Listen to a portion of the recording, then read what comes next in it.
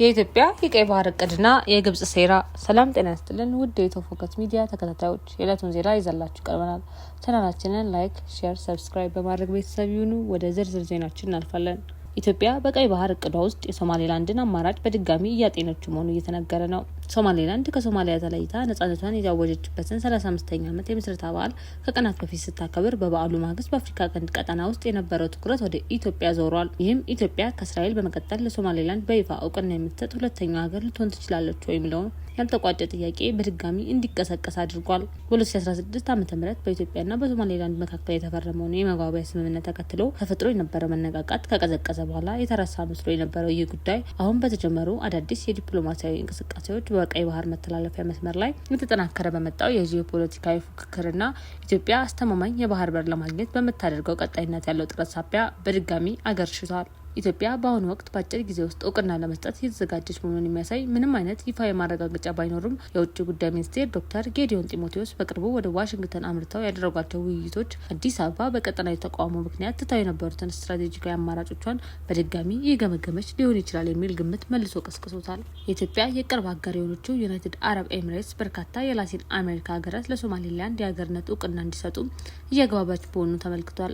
ዩናይትድ አረብ ኤሚሬትስ፣ ኢስዋቲኒ፣ አርጀንቲና፣ ዛምቢያና ዶሚኒካ ሪፐብሊክ የተሰኙ የላቲን አሜሪካና አፍሪካ ሀገራት ለሶማሌላንድ እውቅና እንዲሰጡ ለማግባባት ዲፕሎማሲያዊ እንቅስቃሴዎችን እያደረገች መሆኑ ተሰምቷል። የድርጊት የአፍሪካ ህብረት መሪዎችን ይጥሳል በሚል በሶማሊያ መንግስት ከፍተኛ ተቃውሞ ገጥሞታል። ግብጽና ኤርትራም ኢትዮጵያ ወደ ቀይ ባህር እንዳትመለስ ለማድረግ እየጣሩ ይገኛሉ። የኤርትራ ፕሬዝዳንት ኢሳያስ አፈወርቂ የ3 ቀናት የስራ ጉብኝት በማድረግ ካይሮ ገብተዋል። ፕሬዝዳንቱ ከግብጽ አቻቸው አብዱልፈታህ አልሲሲ ጋር በሁለትዮሽ ትብብር በቀጠናዊ ጸጥታ እንዲሁም በአፍሪካ ቀንድና በመካከለኛው ምስራቅ ወቅታዊ ሁኔታዎች ላይ ይመክራሉ ተብሎ ይጠበቃል። የኤርትራ መረጃ ሚኒስትር የማነ ገብረ መስቀል እንዳመለከቱት ሁለቱ መሪዎች የኢኮኖሚ ትብብርና ሌሎች ዘርፎችን ጨምሮ ሰፊ የሁለትዮሽ ግንኙነቶችን ማጠናከር በሚቻልባቸው መንገዶች ላይ ይወያያሉ። ውይይቱ በአፍሪካ ቀንድ፣ በቀይ ባህር ጸጥታና በሰፊው የመካከለኛው ምስራቅ ቀጠና ላይ ባሉ ጉዳዮች ላይ ትኩረት ያደርጋሉ ብለዋል።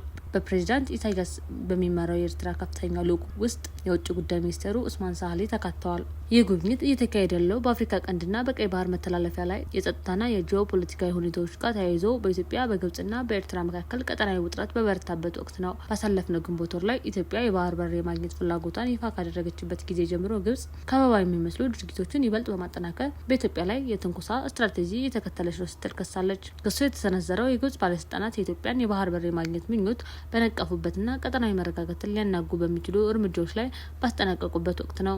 በወቅቱ የውጭ ጉዳይ ሚኒስቴር ቃል አቀባይ አምባሳደር ነቢያት ጌታቸው አዲስ አበባ ዓላማዋ በሰላማዊና በዲፕሎማሲያዊ መንገድ ለማሳካት እንደምትቀጥል አጽንኦት ሰጥተዋል። በተመሳሳይ ወር ላይ የኢትዮጵያ መከላከያ ሰራዊት ለዲፕሎማቲክ ማህበረሰቡ አባላት ስለ የጽምዶ ኢኒሼቲቭ ገለጻ ማድረጉን አስታውቆ ነበር። በገለጻው ወቅት ወታደራዊ ባለስልጣናቱ ቀጠናዊ የጸጥታ ስጋቶችን ኤርትራን ጨምሮ ከጎረቤት ሀገራት ጋር ከተያያዙ ሁኔታዎች ጋር እያይዘውታል። ይህ አስተያየት የተሰጠው የግብጽ የውጭ ጉዳይ ሚኒስቴር ባድር አብደላቲና የትራንስፖርት ሚኒስትር ካሜል አልዋዚር ወደ አስመራ ተጉዘው ከኤርትራ ፕሬዝዳንት ኢሳያስ አፈወርቂ ጋር መወያየታቸውን ተከትሎ ነው። በጉብኝቱ ወቅት ግብጽና ኤርትራ የባህር ትራንስፖርትና የቀይ ባህር ወደቦች ትስስር ስምምነት ተፈራርመዋል። ስምምነቱን ተከትሎ ካይሮና አስመራ የቀይ ባህር አስተዳደርና ደህንነት ጉዳይ ከቀይ ባህር ጋር በሚወሰኑ አገራት ብቻ የሚወሰን መሆኑን በድጋሚ ያረጋገጡ ሲሆን ይህም በቀጠናው ከፍተኛ የህዝብ ቁጥር ያላት ወደብ አልባ ሀገር በዲፕሎማሲያዊ መንገድ ለማግለል የሚደረግ ጥረት ተደርጎ በኢትዮጵያ በኩል ይታያል። የአሁኑ የፕሬዝዳንት ኢሳያስ ጉብኝት በካይሮና በአስመራ መካከል እያደገ የመጣውን የኢኮኖሚ እና የፖለቲካ